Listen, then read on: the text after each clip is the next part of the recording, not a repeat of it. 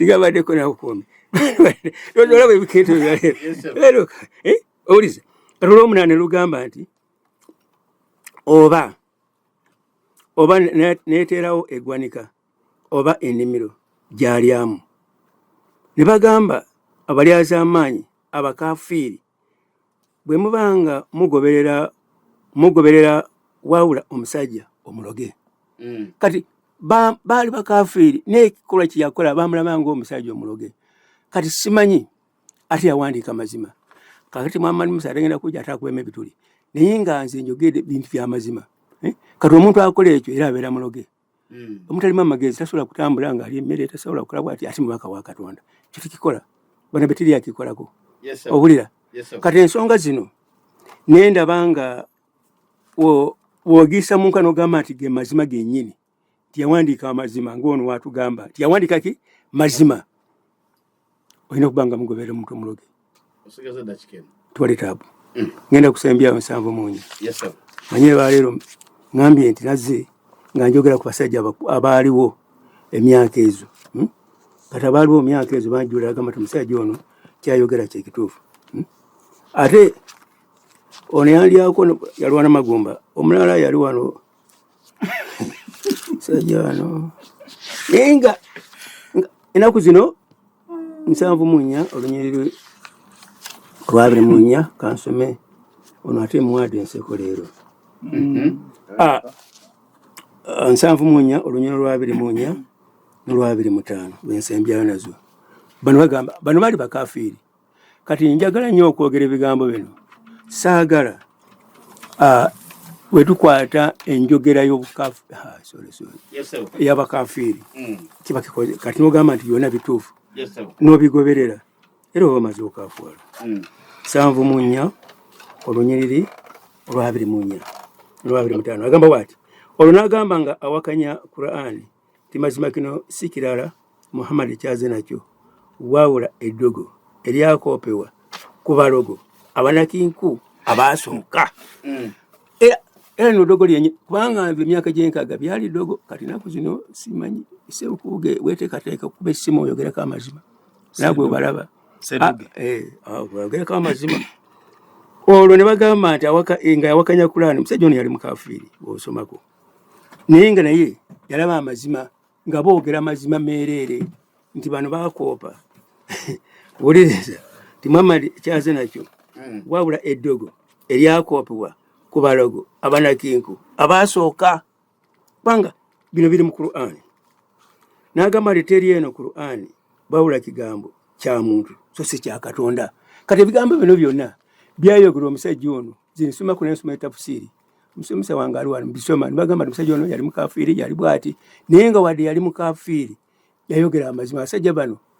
abakafiiri bano sitaani yabakozesa ne boogera amazima kati we Qur'ani webanga ge mazima gennyini ng'eyogera amazima nga Seeka Muhammad wayogera fe tukakasa nti bwebanga eyogera amazima Qur'ani ddogo banga eyogera amazima abakafiiri bajogerako nga ge mazima ne bagamba nti omusajja wali emmere ng'atambula musajja mulalu era yali muloge kati fe tufina ngeri yonna gye tusobola era nze bano saagala omuntu kyena ali eweeru Seeka yenda wa musiraamu anyiigire nze nsomye mu Qur'ani kazindalo kasembeze mpola je Pastor Moses mazererawo mpola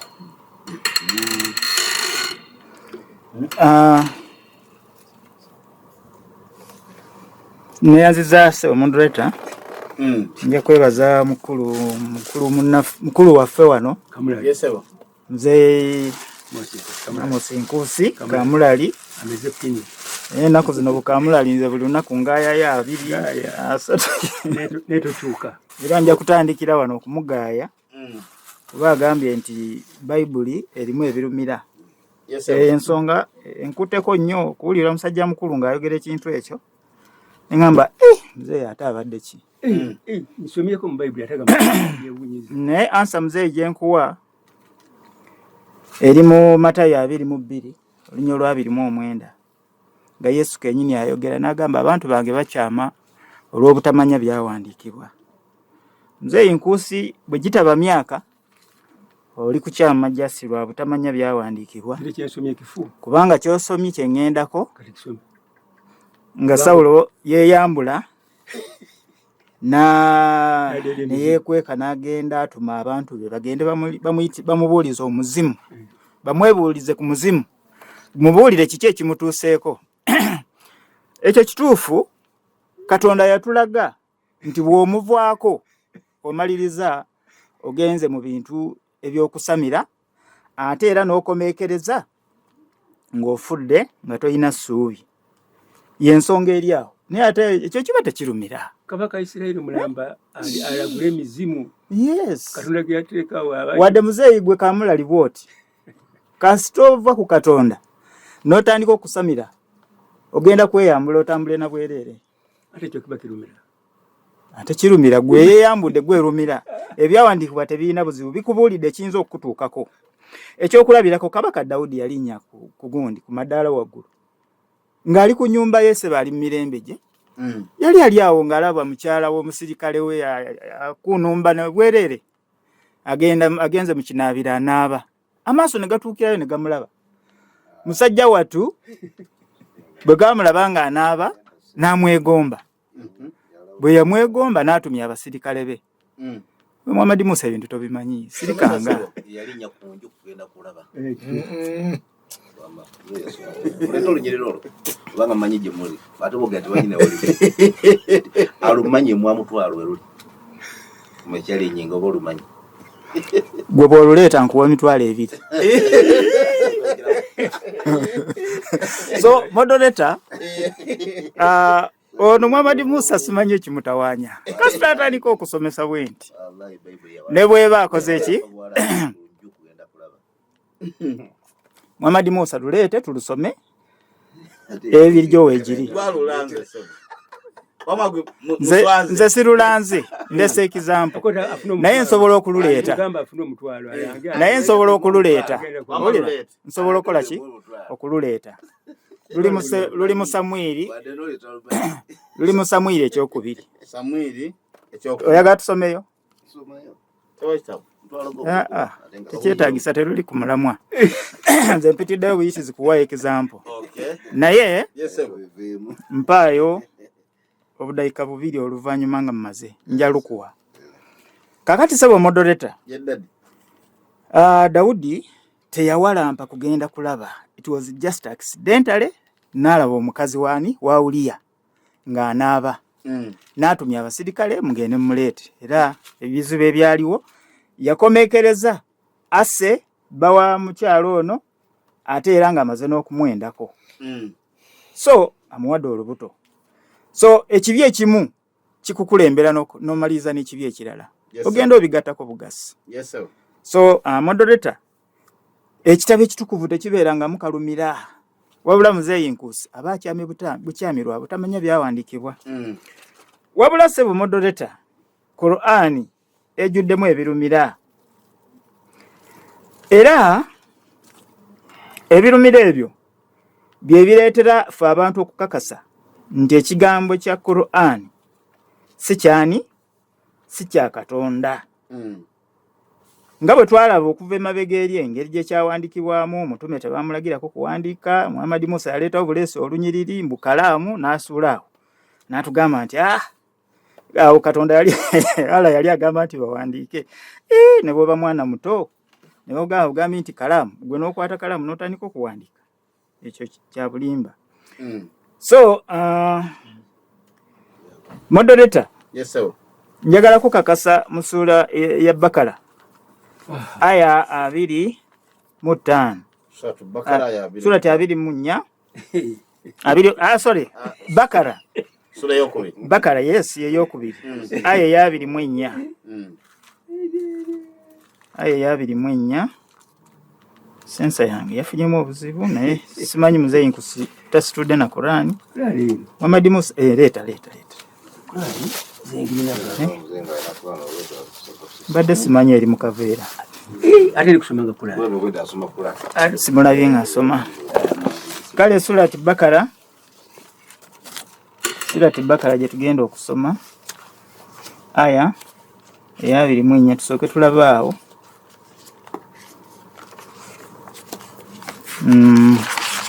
Surati Bakara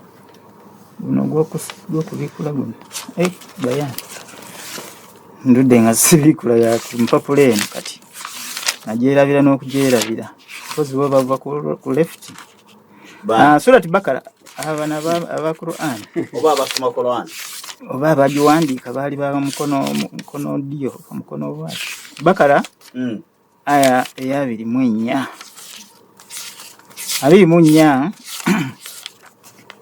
Bakara 24 tuseewo wawana agamba bwe mubanga temukikoze kati era mu mazima temugenda kukikola mutye omuliro ogwo okukumwa kwagwo gukumirwa ku bantu n'amayinja gwateekerwa abatakkiriza. Kati olabye sebo moderator omuliro embu gwateekateekebwa abaani abatakola ki abatakkiriza abajeemu naye ate agamba mbu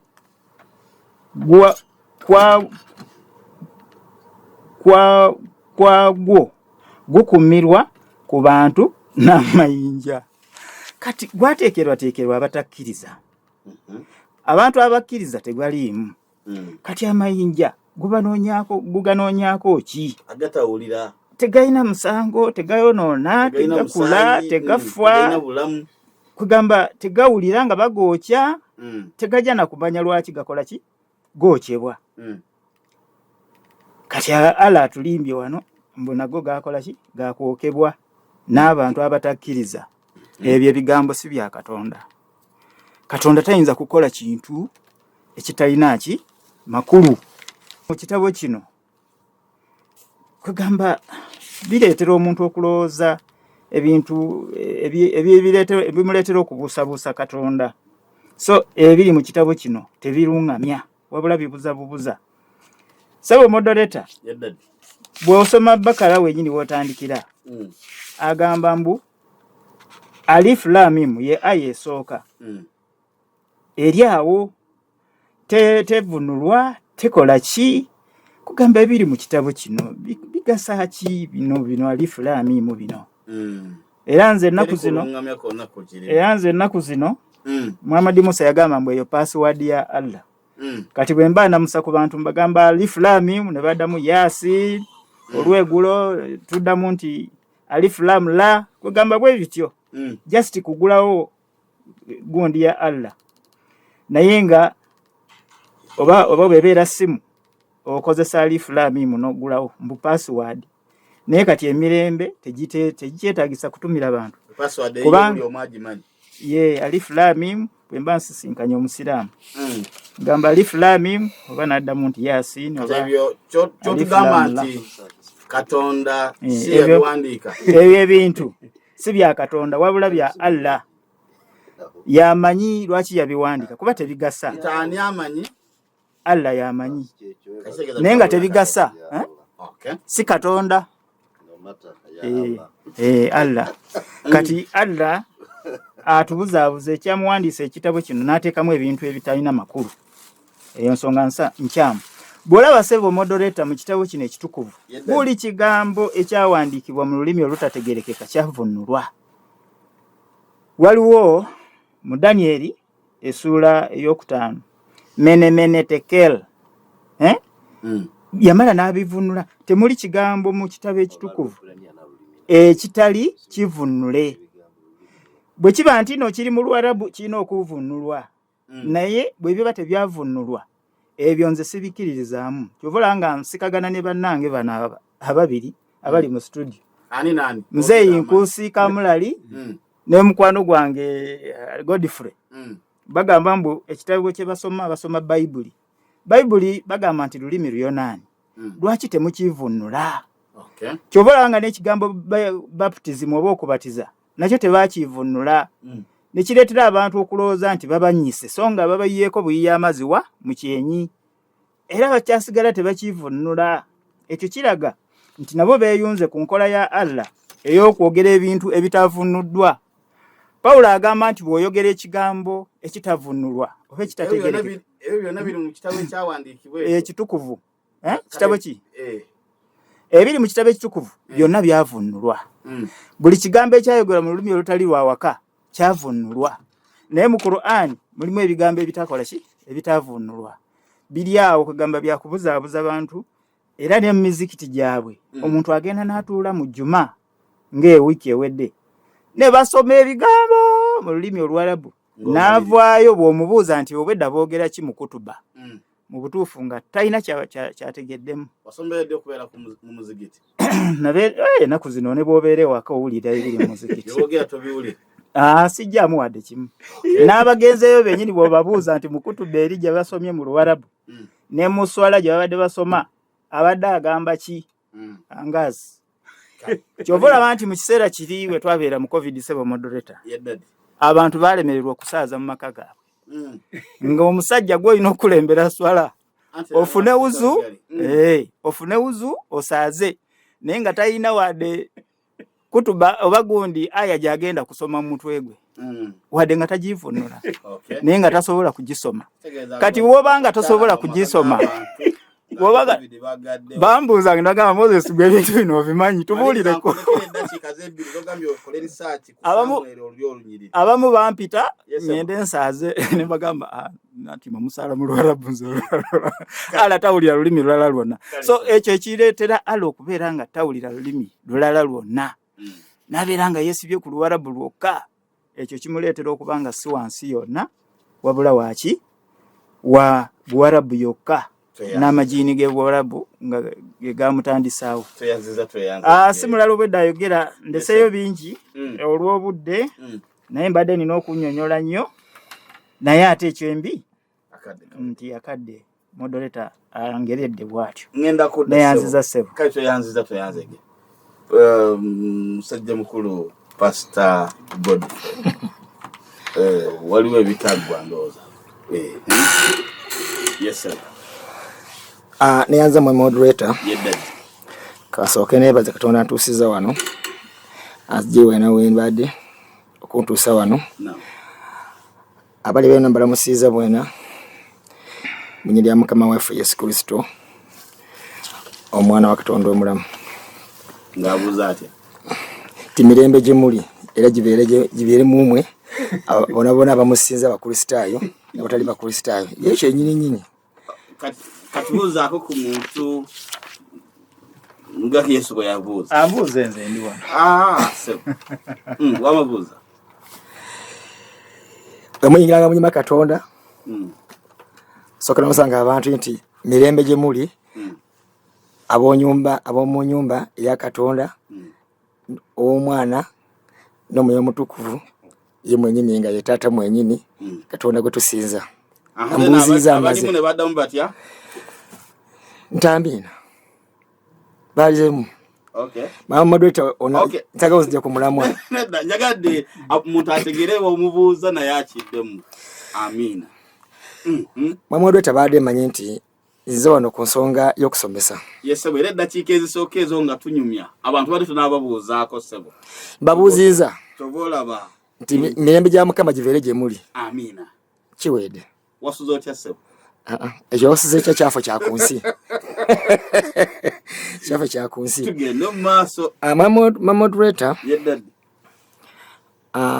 nzira ku mulamu ogwaliwo ku wiiki eyawedde ogutaagwa waliwo ebitaagwa era ng'eboogedde abasoose nange nze kwongezako ku byogeddeko nze kwongezako kubanga boogedde bulungi namuwulidde asoose ne surati 8 eyo era nga kyekituufu nedda nze kuansize ku bayibuli eyenyinako yokka yasoose n'akuba bayibuli nti ebirimu mulimu ebintu ekyo nze nakimumenyawo ekyo nze namugamba nti bayibuli ekyo esomesa era bwesomesa tuyigiriza wetuyigiriza tulabireko tusobole okubeera Katonda byayagala otegere bulungi nnyo kati saagala ogambe nti ebimba bayibuli byonna mulimu ebifuna ebirungi nedda kimuzeeyi kusi njagala ode okole research buli ekiri mu bayibuli kyonna kyonna kituyigiriza tuyige kituufu tubikole. Omoto kasoke nyoza moze kusategere buli ekiri mu Bayibuli kituyigiriza kitulabula kitusomesa tutegere efundikira yakyo yakikole yafundikira atya tuwafundikira bwatyo nafu tukusamu tugubira kitole kyatugale tukwate tukale kubedala kitegere bulungi nnyo so sagala ogamenti ebiri mu Bayibuli byonna no bigoberera kubanga byonna bya Bayibuli kati ebite tubigoberera nkugambye byakuyigirako bisomesa oli kufuna bulungi nnyo ebigambo biri mu Qur'an n'ebiri mu Bayibuli bya Katonda oba si bya Katonda buli mulimo guli mu ddiiro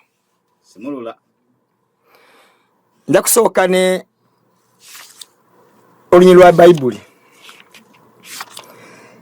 eyogera etya wosomako ekitabu kya Matayo 5:3 Matayo 5:3 simanyi Bayibuli obeera bansomereko awo obude somerako mzenyu kusomerako awo yes 5:3 kwanga sina bude Matayo kano koli kabere kumpi joli kumwa yes kosa kano kasike bala yes 5:3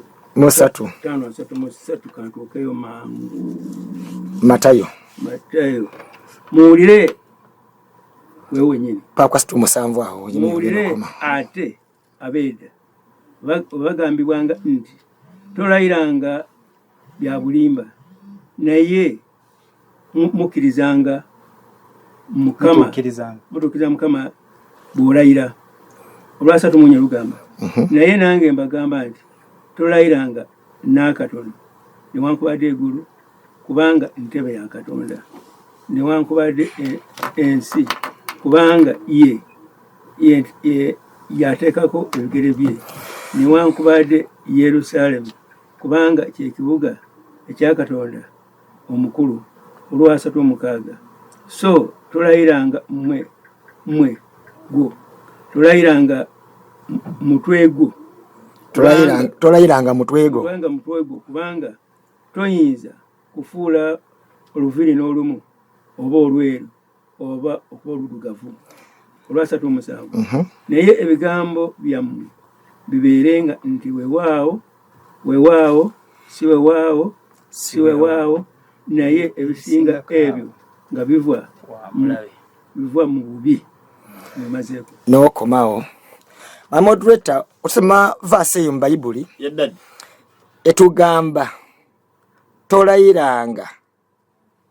kintu kyona ku nsi newakubadde wadde oluviri olu ku mutwego newakubadde kintu kyona ekiri ku nsi ekyatondebwa newakubadde oba kikyona kyona lulikiriya era n'olufulo n'olugamba nti kiba kive maso ga Mukama utugenda mu Qur'an egambibwa nti yavawa alanga agiwandiise oba kyese mu mpapula oba mu biwandiiko tulengeramu ebirayiro ebyakubibwa n'abantu abaandika Qur'an wembuuzirawo abasheka abali ebweru n'abali mu studio wano Qur'an abalayira mu Qur'an baali bantu yali Katonda yali malayika oba yali nabbi nga basobola okukyusa oluviri lwabwe soka ne aya eno somerako surati Mudathiru 7:2 7:2 7:2 olabe omalo somereko surati Baladi 9 olusokerwako omalo onsomereko 8 ekisokerawo surati Kalamu 7:3 wagamba tyano wanonya awo balayira mwezi yali awo yalayira omwezi ani oyo awo kyendeka kutegeera nti kati Salombiri agamba wati neda si bwe kiri ndayira omwezi oyo nasooka nalayira omwezi 8 ekisookerwako surati Kalamu 9 esookerwako surati Baladi olabe ebirayiro ebiri awo abandika Qur'an bye balayiranga ki Ebyawandikibwa nkaaga munana ku lusookerwako surati Kalaamu bya Katonda oba byani oyo alayira olunyiro lusooka yes agamba nti Nuuni ndayidde ekalaamu byawandiika alayidde ekalaamu n'ebyo byewandiise osomerako bulungi somerako surati 92 awo 9 meerero olusooka surati Baladi ne 92 olusookerwako surati Alayiru. Naawe Muhammadi oliwa dembe mu kibuga kino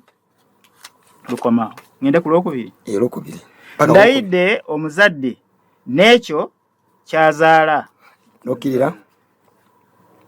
mazima twakola omuntu nga ayita mu buzibu nokoma ndayidde omukazi n'ekyo kyazaala 92 olusookerwako Neda gyoba osomako yamanyi olabe n'ekirala kyasembayo kibalayiro kisinga Qur'ani ng'ewandiikibwa baba balayira baabo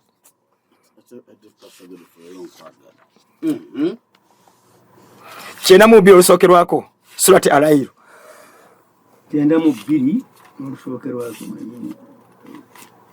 92 olusookerwako byonna biri mu Qur'ani bwe tubisanga ebyo abalayira abo olunyiro lusookerwako agamba nti ndayidde ekiro bwekibanga kibise ebitonde byonna ono kizikiza kyakyo ono alayira ne kiro yani kuba otusomako wano mu kitabo kya Bayibuli Isaya 5:16 somerako awantu awo nvuwe waawo mu kyokulayira ngene ku kirala Isaya 16 kati usomendo dabiri mutwe awo Isaya 6 Isaya 5:16 Isaya 5:16 somerako awo ogamba watya Isaya 5:16 ogamba watya ono wanonyanga awantu okutuna mwenyini atulagira inti buli kitonde oba buli kintu ekiri ku nsi 16 agamba atya agamba wati yesabira omukisa mu nsi tanaavanga yesabira omukisa eri Katonda ow'amazima n'oyo alayira mu nsi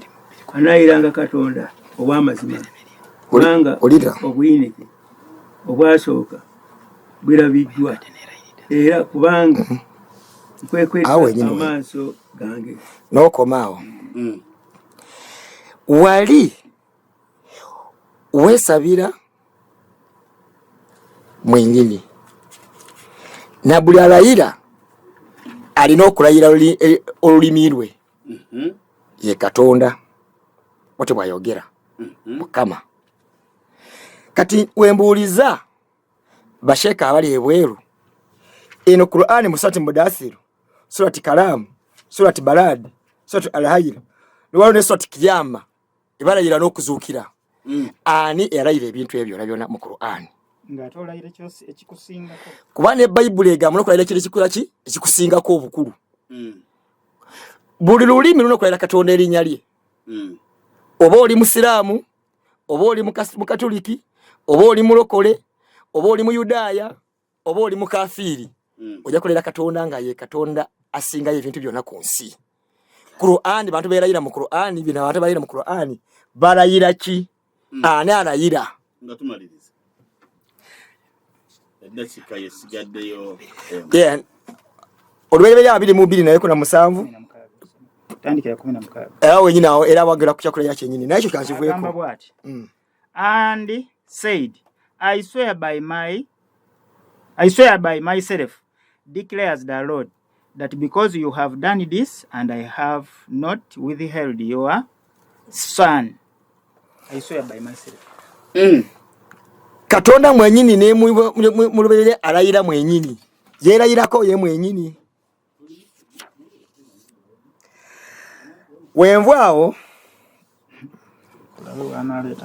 waliwo aya zinebi mama kutajja kwogerako ngira kusoma aya 2 mu Qur'ani nve ku mpewo nega ziri contradicted abakubira mu Qur'ani ebituli kitabo kya Katonda wosoma 7:25 teyeno Qur'ani oba kigambo kyani kya muntu biri Qur'an surati Bakara bagamba eno Qur'an kigambo kya Katonda mukwade nyine yatusome biri agamba kitabo kyani kya Katonda ate musamu yabe muntu ate bagamba kigambo kyani kigambo kya muntu Qur'an eno bwe yali ejja mugundi munsi mwabasama kugisoma yajanga eriko enkayana oba bali bagiwandise ngero eri written nga ala mwenyina agiwandise Katonda ina ya kyagala oba kyamu webale enyu kwakati Qur'an yenyini yateye kubamu ebituli teye no Qur'an kigambo kya muntu eno Qur'an kigambo kya Katonda kati bibiki ebyo olufula bulunyi mu moderator ntegeranya abantu awo mutangaze muntegere nonkusali no muslimu mutale ibola tegere lwaki Qur'an yenyini atiye kubaye yenyini ebituli biri agamba Qur'an kigambo kyani kigambo kya Katonda kitabo kya Katonda tikimu kubusa kusa kona osama surati Mudaththir muhamuna nyabyo agamba ate Qur'an kigambo kya muntu sikisi Katonda biki ebyo ate betuli kwebyo maliriza wama wenyini nyina one ate ne Qur'an nyina ate neyogera amasti mu 5:6 nti ate ala mwenyini ali kusabira Katonda ate Katonda obanga ye ala ate yala savani oli kufuna nsomana kano ma moderator dakikemu yoka mu Qur'an yenyini eyo tulaba Qur'an nga Katonda mwenyini alagira Muhammad takola kino wamanga 23 Qur'an agamba atya nti togezaako nowasa abayingandazo amulagira mu Qur'an yenyini eyo atulengera ate Muhammad atawe bobako bulala ate okuva wa mukama we ala uli wasoka bava wali wa ala neera ate buno obujja ate nabo bwa ala neera ate buli kola ki bumugaba buno wamanga 3:5 Qur'an meka 3:5 Qur'an ngate mulagira Muhammad intito oli wademo okugenda mu maso n'okwasa abengandazo Qur'an kino kituufu kigambo kya Katonda oba kyali ky'abantu nga bali oba bandika Qur'an nga banyole ku mwenge ndoza bali batamide benganda kyabo mwe muli basenga mwe muli bawala babasenga be mwe muli abantu bebe yajja mu ntalo n'abamu abengandazo abamu abo mu nyumba ze omuntalo baba ba Luganda anti muli mwana bali anti balo bona bali ku balinga ba Luganda maliriza erao nze ngamba nti mukusiza ku bigega bya Yesu byona njagala lero sagala nyo tugende walanyo mukogera we wakubuza kibuzo mpa asangeri tompa referencing oli kumpa kikola kya muntu mpanti ifwe wafe bw'Obusiramu be Buwarabu mu Qur'an tukizo kuwasa abenganda zafwe nga nawo walo kikozeko ngago Musiramu ali mu Uganda oba mu Africa oba mu nsi yonna tujja kola yo ne kataimu zankubuze nenga ate ne nabi ya kulembera ekintu akagoberera lokakuddeyo de wa muzeigo kaine yanziza mwe moderator kale dadi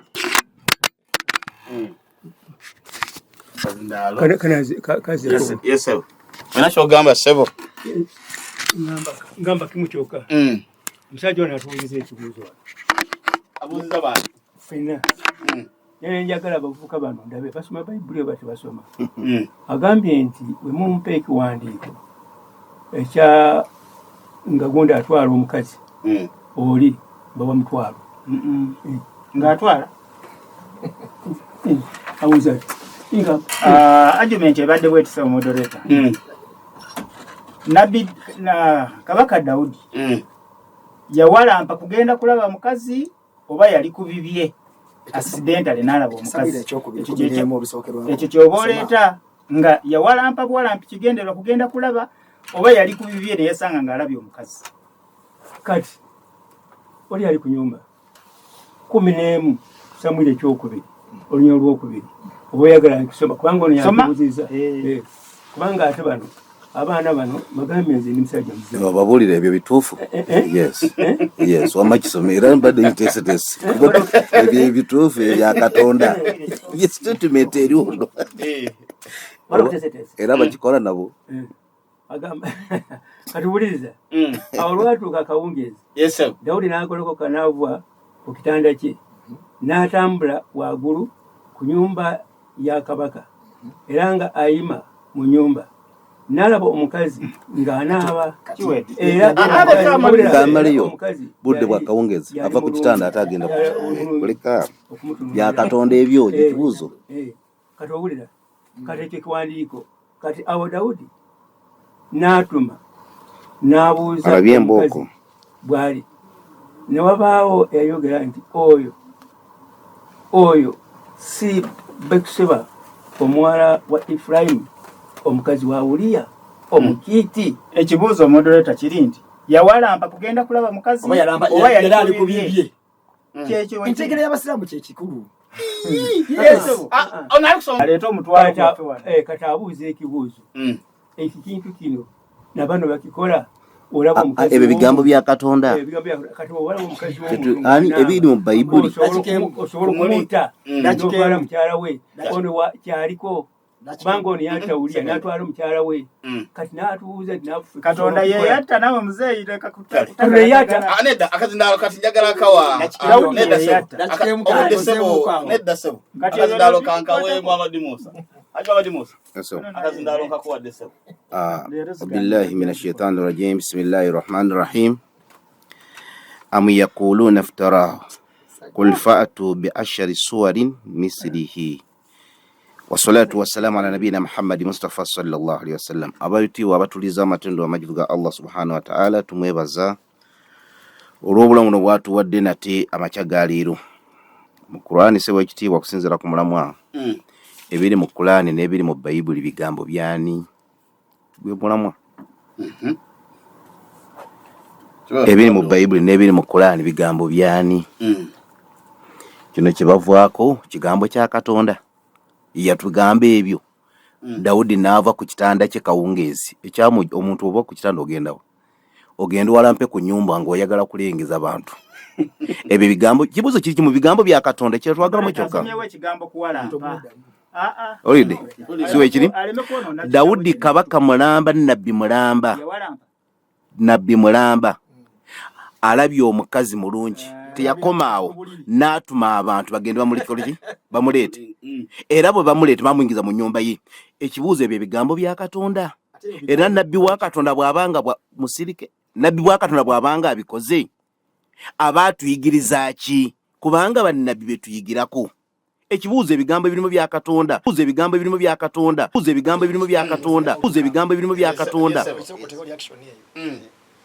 bakasiriki ebyo byali bya Katonda kyenjagalamu ekyo kanzi yes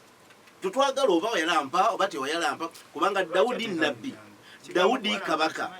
avudde mu kitanda ali ku kisenge waggulu alengedde omukazi bw'amaze omulaba n'atajjayo liiso ate era n'atuma abantu mugende muleete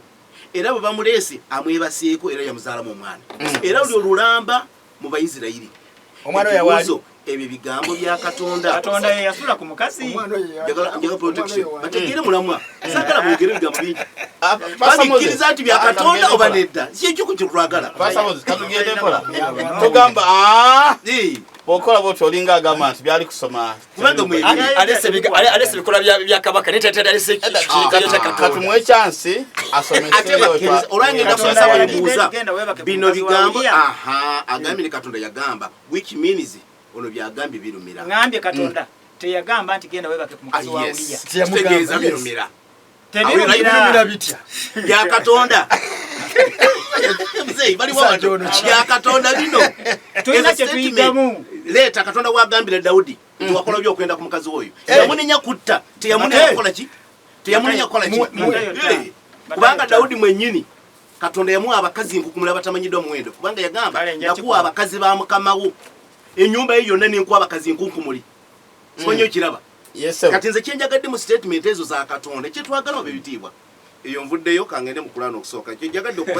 okubachanga n'onyubo mutegeere kye tusomesa Allah ayogedde mu Qur'an ekitiibwa mu sura ya 11 aya 13 nti singa Qur'an eno bagamba nti Muhammad yagigunjawo baleeteyo sura 10 ezenkanankana Qur'an eno olaba challenge baleeteyo sura 10 ezenkanankana Qur'an eyo Katonda teyakomaawo n'akyalenyinga ate mu aya emu mu surati Bakara aya 21 yaganti singa muganti Qur'an Muhammad yagigunjeyo muleeteyo aya emu yokka egifaanana iyo Qur'an ye defendinga bano basoma tebalina bwe defendinga Bible nga Bible ye defendinga wabula basomamo obulungi ze siri kusoma birungi mu Qur'an usinaba kubisoma wabula buli aya zendeta topic endo akajisomesa katukisi 3 ndeta Qur'an ye zi defendinga Qur'an nga Qur'an so si birungi ebiri mu Qur'an kati bano banonyamo kalungi akali mu Bible ke baleeta tebamanyi mulamo tugenda wa bali awo bwena twabadde walukisi 3 teri yali alese Bible nga ye defendinga Bible nti mazima fe Bible ndi wa Katonda iki tuliko oba mulamo temukutegeera newunya tetuli bulungi kyo buli mu Bible bulungi kyo buli mu Qur'an egambo ebirimo biva wa Qur'an yogedde ekyo kiwedde kati aya Katolia ganseka seka osokoleke seka otonkuba nnyo oli kyagamba musajjono wosomye katosomanga aya zonna zosomye nga Allah alayira asose ne mu Bible Katonda yagana fe okulayira ebitonde fwe tetulayira bitonde era fu kyobola tuga nti wallahi billahi tallahi era n'okumanya n'ekigambo kituufu n'abanyu bakirayira mu Bukristo eri kirayiro ky'Abakristaayo si kyerayira wabula bonna balayi wallahi n'omunywi wallahi ne malaya wallahi wadde si musiraamu wallahi ekyo mbalayirira mukimanyi abantu mwena mukimanyi tulayira kitonde kati bino ebiri mu Qur'an byosomye Allah yennyini yeerayira Allah alina obuyinza okwerayira asese kamwe mu Katonda alayira ennyumba ya Daudi anga yeerayira Pastor Moses kasomese mwogedde singa ayogera mulaga obutamanya mulagira ndo obutamanya mu Samwiri yabo mu kitabu ekya Samwiri ekisooka 13 Katonda alayira ennyumba ya Daudi bampe bulungi Katonda lwaki alayira ennyumba ya Daudi mulimu ki tufunamu ekifo aba Uganda kati Katonda bw'alayira nti ndayidde ekyo ekisajja n'ekikazi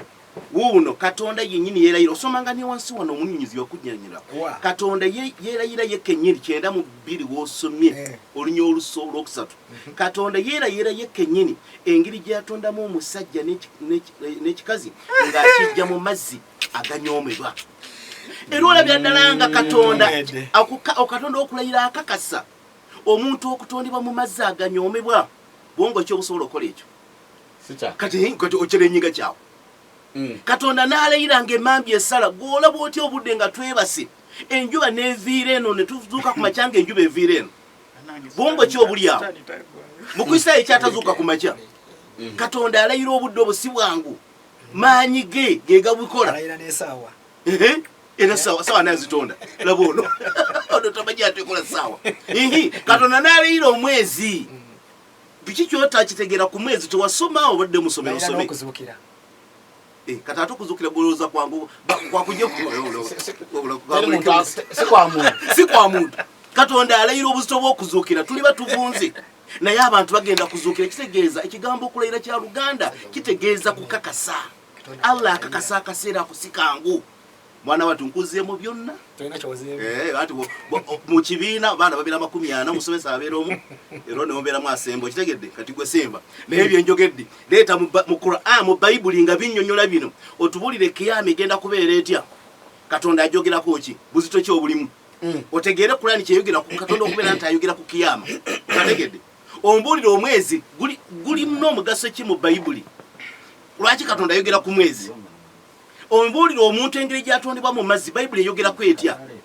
what are you talking about Qur'an yabakuba wala Qur'an egaye nti oba muji wakamulete ayemu mu Bible temuli muntu nga atondebwa nze n'oyo ayogera abo kusabogera mu Bible mulimu Adamu yekka yatondebwa bano baba akola bateze simanyi mwatondebwa muki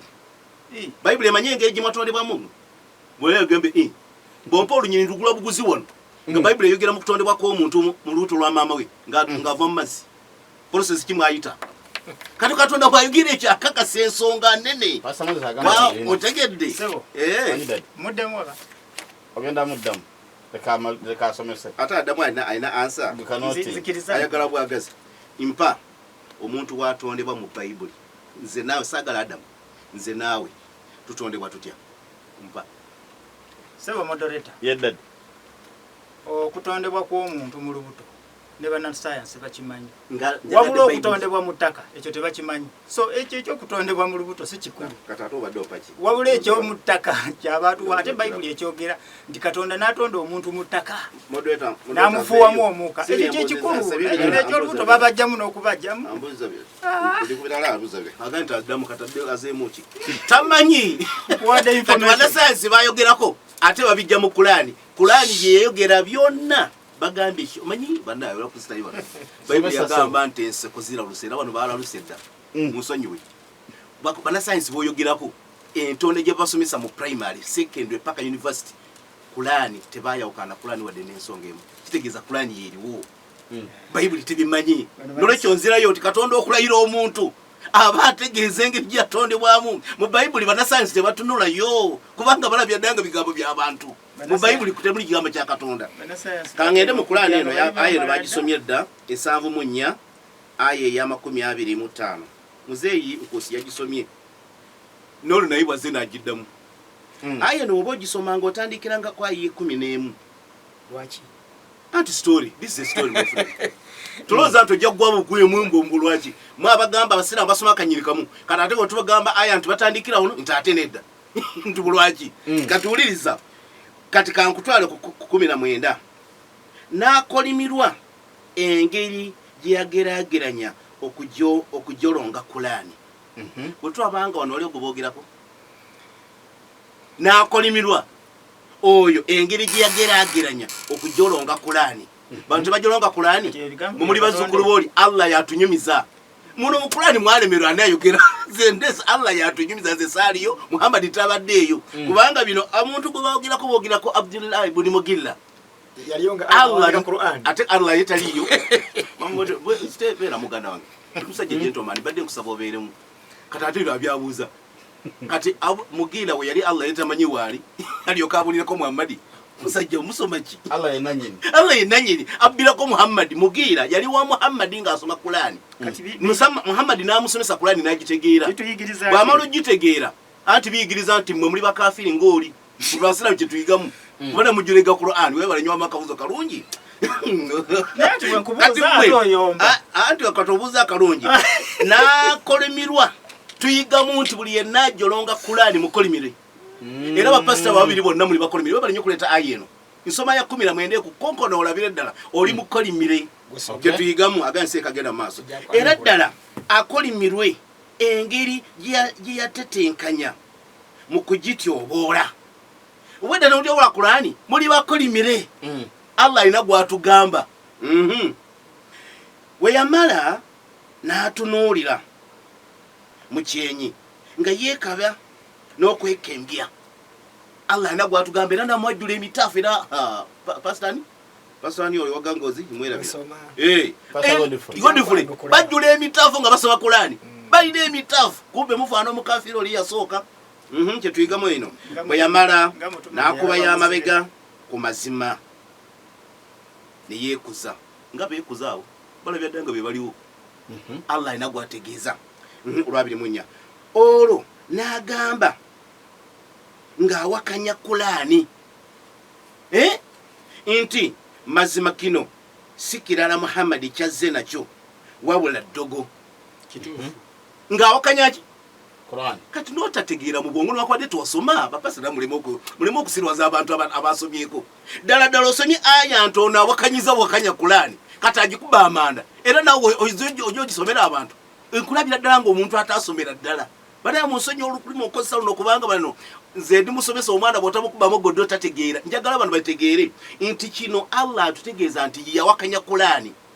kati awakanyiza era alina ogiteekako ebigambo bingi nga bw'olaba owakanya Pulezidenti Museveni nebamukuba amanda ekyo kiwa ekiri okitegedde Mwami Godfrey kati mwaba owakanya Kulaani ne bagamba nti neddogo Muhammad lyazze nakyo mazima teri eno Kulaani wabula ekigambo kya muntu agamba abantu bye yali atuddemu nga bano bwe babeera mu pasa bannaye genda osome aya eno era ekigambo kino genda ogikube eno aya si ya Katonda wabula Qur'ani ya muntu songa ate omuntu Muhammad anyumizibwa Muhammad gyatali Allah yamuwa emboozi eno ku mukafiri oli omusajja buni mugilla afaanagana nga bano bazzukulu booli beba wakanya Qur'ani kati ulizo osomanga ne 25 ya 26 muzee nawo gino ayo gisome nawo gisomanga eno sa usulihu wasakari ngenda kumuyingiza mu muliro sakari kati Allah akomekezaga Muhammad totya bano bona bagudifuli buli wakanya Qur'ani mugenda kuyingira mu muliro kati ayo eno tumusomeranga basomi bannange eno university gyoleta aya ngoleta Maudi Musa mulwalira ndese aya nyingi kati mwenna muli ba mu muliro muzeeyi bwe wakanya Qur'ani oli wa mu muliro kuyoko ani bwe yogera statement emalizange ekubira ddala buli wakanya Qur'ani muliro leta anta wakanya Bible agenda muliro nenga kituufu kati yogedde leta anta wakanya Bible agenda muliro buli wakanya Qur'ani muliro kubanga ya Allah buli wakanya constitution bakusiba ekitali constitution tebakusiba Bible tebakusiba are you getting me era bado mukarakane Bible ajimaliza ngamaliza wabulabi ati mbadde nyanukula bano nze sina bakusomesa mu Bible eno Bible eno sina bagikwatayo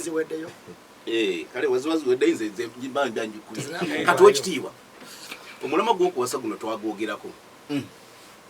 naye Godfrey abate n'abakumatira tujja kuleeta baani baba wasibwa ekyo tujja kuddamu kubanga ayagala nnyo ekyo akati Muhammad yawasono nabubuuza ddemu challenge tinjagala ompe mu Bible Katonda agaga ntowasanga muwala wa taata w'omuto ekyo nakigamba kimpe yasoma verse ki Balevi 18 nekwoba okyali awo nenze nendeeta mu Bible ngegamba kwasa muwalawo nakisomera Katonda yagamba olaba ekibuuzo ekyo nga Katonda yagamba kitegeeza Bible bigambo si byani manyi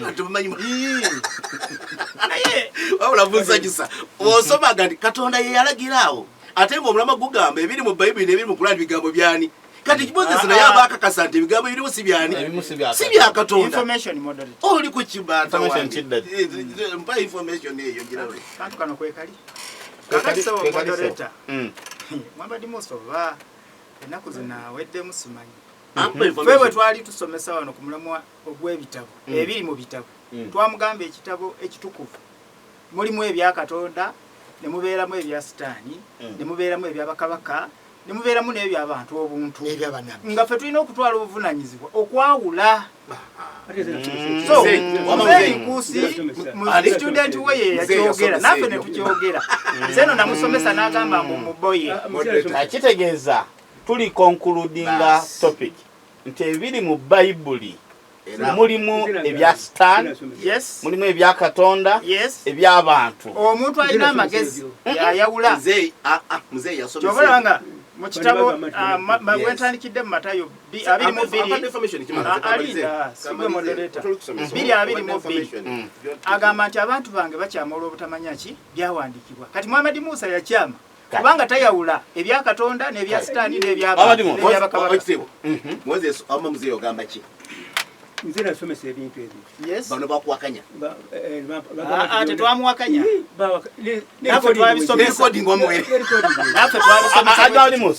ebiri mu Qur'ani byani kati neyanziza kubeera nti omulamo guno gwa wiki 3 wadde nga Godfrey kayakanywedde agambye ate Moses onzise akkiriza nti mu Bible mulimu kati muzeeyi kyakugamba nti si bituufu birumira nanafu gye tubagaa nti Bible si gamba kya Katonda era abascholars bangi bakristaayo bakakasa nti Bible is not God of what is not God's book but it contains the words of God. Professor bagamba mulimu ebigambo bya Katonda naye Bible nga Bible it is not God's book naye Qur'an 10 ku 10 bigambo byonna bya Katonda aya musajja wemudde omuntu wakanya wiki ya kusatu tofaayo wiki ya kusatu muva kutwala dakika nga 10 sisina bikigambo kye muleeta muno ndi kigambo kino si kyani ekigambo kyo badolese kyo omusajja ivo mukuba nti Allah yatunyumiza Muhammad teyaliyo Allah n'amaliza naga nti ngenda bayingiza omuliro katandi kyevo okusomesa atuwera bibi ate golese gotonda era kyolese yagenda kwocha amayinja modeta ono kyamayinja kyayogera amayinja zibeera nku amayinja kuliza bwaseka amayinja buli logateeka mu muliro gabagongera omuliro amaanyi okitegedde kati omuliro gugenda kwokya abantu ate nkuzibwawa ate uliza ngambye bw'oteeka amayinja mu muliro muliro zibanku muliro zibanku ngana mujagala mutegeeresa nga muberenga abantu ababuyabuya omuliro enku omuliro gutandikira ku ki omuliro z'enku kati amayinja gaba gongera kubanga ejjinja bweri maloko okubaninga okugenda okuzikira siryangu ebyo tebirimu mu Qur'ani ati byoyogedde abagenda amayinja gagenda kufuuka nku musoke gagenda kuwokyebwa katata uliwoki ekigamba nti wagiriwoki itamayinja gagenda kwokyebwa tukakasente ebyo kati era wogamba nti amayinja gagenda kwokyebwa kati ekigambo kibeera kyani olabyo kyani era kisigala kyakatonda amayinja gakoze eki kwenzo statement gye tulimo tukulani bigambo byani tetuwaka Katonda mwenye yagamba yago era teyawo kanyiza nsi kya Katonda kati nakote gakkiriza kyembuuza nakote gakkiriza waliwo bwasinga gogagana waliwo katata ibuza nga gagana okwekiriza bwasi jagocha gote galyawo basimakiriza oba makiriza bakolise emu 25 eganti obusirusiru Katonda obusirusiru bwa Katonda businga abantu amagezi n'obunafu bwa Katonda businga abantu amaanyi abebitiibwa ebigambo bya Katonda Yeremiya 10 wowe awo ndio kanjogera nti wowe Katonda oli mulimba nnyo Katonda yayogera ebigambo bya Katonda byagala by'abantu by'abantu tegeza Bible mulimu ebyaki eby'abantu tuje bana nti Bible ebanga ekitabo kirimu kafanku na wa buli kintu nga bebogereramu nga bolaba constitution eya Uganda owe Kenya tajogereramu owe Tanzania tajogereramu bana Uganda Afrika ekyo mulina amagezi mutegera constitution ebeera yammwe kijja kitya constitution ya Katonda ebeere mu buli kafanku na Katonda bwatu Qur'ani ya Katonda Godfrey ongambye nkuwe yakadde neyanziza mwe moderator kakuwadde kakozese bulungi njaga kugulawo amasimu lero newunze Muhammad Musa moderator je jayogeddemu lero amaziba gali nti musajja atidde kwa byogere byonna byonna tayinako Bwiino gyampadde asooka okunyigiraza obusilamu kubanga kugamba nti analira mukono n'ogamba nti Katonda mwenyini yeerayira mwezi ekyo Muhammad Musa ndabanga tayina muyivu tusema kusobola kwogera kigambo kazi kumpewo nekamalize gwe yakwebya okwogera byakulemye oliza abampadde ebintu bikulema ebyokwanukula bwengani Katonda yeerayirira leeta aye gandi Katonda teyeerayirira Katonda agenti yeerayirira atoga nti byenjogedde bifu ate nti yeerayirira obadde yagadde nyo my moderator yeerayirira neerayirire mwene neerayirire mwene mu Qur'ani lwaki nze nkuba mu Qur'ani n'ebituli aya zendeese zino sirinaako aya Muhammad Musa gyampadde wadde erimu mu Qur'ani nga ala era munyini yerayira yenyini talinako aya wadde emu bitu yabadali mu kusomesa abadale byalayira just bintu ani byalayira nze simanyi nali kulayira kuba ngamba ala ali kulayira ate ala yatunda omwezi bamuleetooki ayogera te mu kitukuvu kye Bayibuli agamba bw'ati Katonda mwenyini asobola okwerayira mu maaso g'abantu be oli kunfuna bulungi nnyo nga mwenyini yeerayirako yeeka oli kunfuna mpulira ddadi naye Katonda tasobola kulayira kino kyeyatunda ku nsi tekiriyo ekyo sanga mambulesa olimba eggwanga ekyo kivuddeko nti Katonda mwenyini tasobola kulayira ekintu mu Bayibuli oba mu Qur'ani mwona amagali nti obanga kiri mu Qur'ani eyo kandisi ya Katonda information imuwadde Katonda alayira ennyumba ya Daudi lwaki agirayira naye musinga kati kakwe answer eyo ntuufu ebasi weri ntuufu oli kufuna bulungi nnyo lwaki ozikiza nzigulawo amasimu neda bali kusoma aya emu yokka malenvu agula amasimu go wonsomerako 9:7 sura Tauba Muhammad Musa agambye nti abakafiiri bayogera mu Qur'ani walinga bawandika Qur'ani bali Musa lwaki olimba eggwanga andi ogambye nti oli omukafiri ayogera mu Qur'ani n'agamba nti teyidogoli yennyini bana abakafiiri Muhammad Musa osobola kupa ansi eyo eri mu Tauba aya 9:7 somaawo otegere omukafiri yani kyennyini nkwade ansa yiyo andi ogere mu babukafiri bebayogera mu Qur'ani omukafiri ayogera mu Qur'ani wali 9:25 sigina baganga nti bakafiri balayira mu Qur'ani aye ngitandikidde ku ya 19 yes ngomukafiri ayogera uliriza Allah yayogera police ani yagamba nti lino dogo kati mukafiri yali abulira Muhammad tubuze mkula wako kulani mukakasantia kila ku Muhammad yes katatu mukafiri yali abula Muhammad yali abula Muhammad omukafiri nti yali odogo yali abulira bani batu babadde bali kumbuza bazabuza neta moderator saga tubuza abuza bali Musa nzabuza kibuza kyange moderator likie kumpa ati katobuza nga ali kuddamu ate pastor kamunyonyola esonga kiri ekiti moderator kiri bwe kiti esura ya Samunya 25 Muhammad sataka kuna mwindaga agamba nti ala yalangiza Muhammad omusajja ono omukafiri aliwonga aoneka Qur'ani oyisemu wa alaikum salaam wa rahmatullah wanje Manya nakona mwa kale musako wanya kuuliri sako na alake na tena ganda kana so amtandi ende basi ya bebe sira buli na sira ya pastor yunan sana sana msaisa kwa mena ni sironko wa ntogo asile ganda kira kane pastor ahai sironko na ba batanga batanga bindi sira ita na mone kwa hiyo hapo ile mondore fororo bila kunapo kani hapo kwa na hapo marari kwa boro Nabi Muhammad mwamu bana nini wao na kwa Yesu IFM wa alaikum salam karimu esironko muri mutesebu te sampulire ati munda pasta agamba ati pasta bumuitani good for gambia chi basta nokutumeza amukura di sura di 9 jadati sura di barandi ndamati kadona akochwa akutegatiga akotegati Kuki kutangi kiri no bande akocha kunobisa akocha jeshi nade ngakanyiwe mtondada so kadona arayanga aromati akako ese zimbuni babatu batombe bamwe batu batangiri so batu bakaba bacha mukwecha aboti babenga kwa dibana bafujuru kuda ni gama bale na beza genda kuna kitu ngakitegera kiri kumuka ndo kale tekijjawo ekyo kale kwasimire nabi Pastor Moses Alomati bila rafugiri saa tibio wene nebindi pao IFM wa alaikum salam wa rahmatullah abantu abo bakumirembe bya abantu abatukawo bantu ki abatukawo batoko kutonde wa mugeni bali era bali wana mpulira Yesu azulakiziramu bamukuba ku musalaba Yesu awolo sigara du Muhammad sira wali naam neba bali mukubye ku musalaba banakuja oli bategere kitubu yete bakimanyi kale gwani to yanziza mukolo usiraji IFM jaga kata abasilamu abadde abasilamu ali ku mukoto wa alaikum salam gwase bayi ku batali basilamu ku basilamu sorry yese mukulu Juma Balo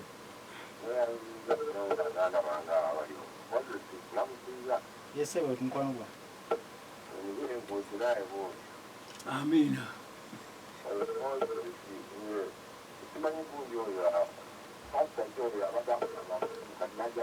Godfrey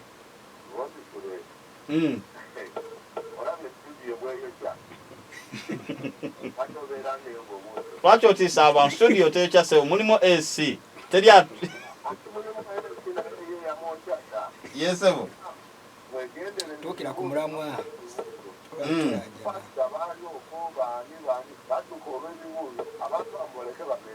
kibuzo cy'ikyawo cyizirisiza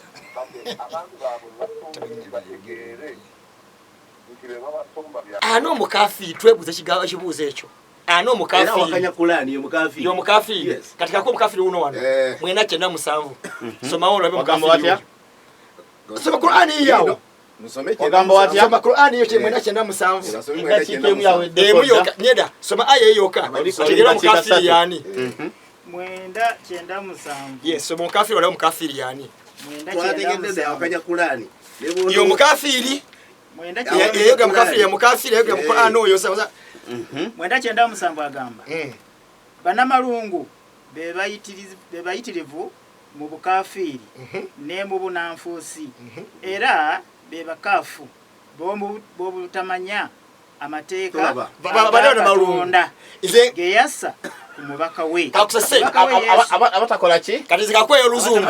kakweyo oluzungu ose no ya Luganda kakweyo oluzungu the Arabs of the desert uliriza the Arabs of the desert kabene kumpewo the bagis of mountains gena maso go the Arabs of the desert are the worst in this belief wali kufuna bulungi nnyo and hypocrites Muhammad Musa gena maso kata uliga mochi gwasomya oluzungu uliriza and most fit to be ignorance of the command ulikofuna bana wala abawala bana malungu ebaiti mu bakafiri ize siri mu warabu ndagadde okavunyo konna nga wekabadde kagenda of what neta wali twasomye ono cha research obwarabu ekyabale kibaye cha research ndagadde ogende nga wekabadde kavunula wansi eyo aye yoke eraga nti kampeko muzeyi nkosi abawarabu bebachi bebakafiri sibantu bona kale kati gogambe nti bakafiri basa wadde wagamba nti uli awakanya amateeka wakanya amateeka ye mukafiri ne waba muwarabu mugisumu ando omwarabu muna malungu ate ba model Muhammad Musa nze indwa muno musajja musajja wakanya kulani wanga kulani yennyini ebirimu bya mazima Allah kuluma wanga uliriza anti mbadde nsomye wano mukaga musanvu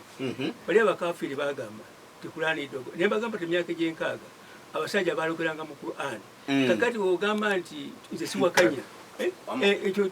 olaba iri dogo yennyini kubanga abasajja bagiwandika era katoyogedde mukyao omukusa unaganti oyogedde mochi mzee naka kulonga sobaye wajisomye olobudde wembadde nawo badde butono olidde bamubera basatu atenza olusoma ate neko salusi zalekeza ndoka mzee aya gyosomye Allah yali abakyali enyinga kulani eno singa yakira mu mpapula zenyiri wende bakwasa Muhammad gwe bati mandigenti ndodogo naye kulani yajira mu bigambo izije ekinyonyi kyekigambo kulani kitegeeza ebisomebwa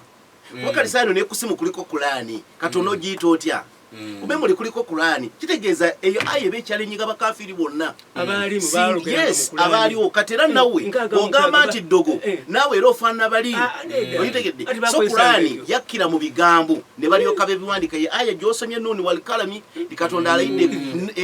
noni ekalamu nebi byewandika kitegeeza byajja luvanyuma ne biryoka biwandikibwa kati ekyokubiri muzeeyo boyagala kutegeera eddogo era ndoza nawe kujja kuba mulamwa manyi saagala nze kutankula nnyo miramwa eddogo liri luddawa mu Qur'ani liri mu Bayibuli era ogwo omulamu ogwandike liri mu Qur'ani liri mu Bayibuli oba muzeeyo agambye obwedda atunyumiza mboozi myaka gya 7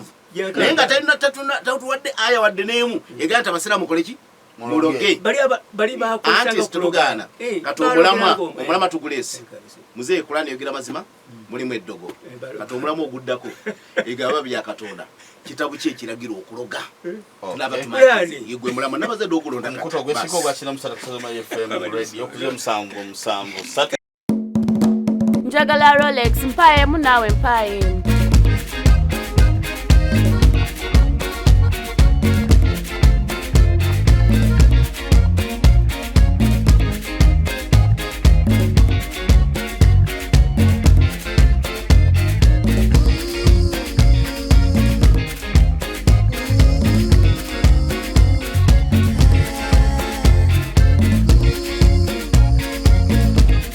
Tuli energy tukuletedde gas omulungi osika chipusi chapati mberenge oboli wa hotel usange ichengera opposite ku Lukadde ku Masaka road esimu 0753 oba 0756 Save Tuli energy is your answer.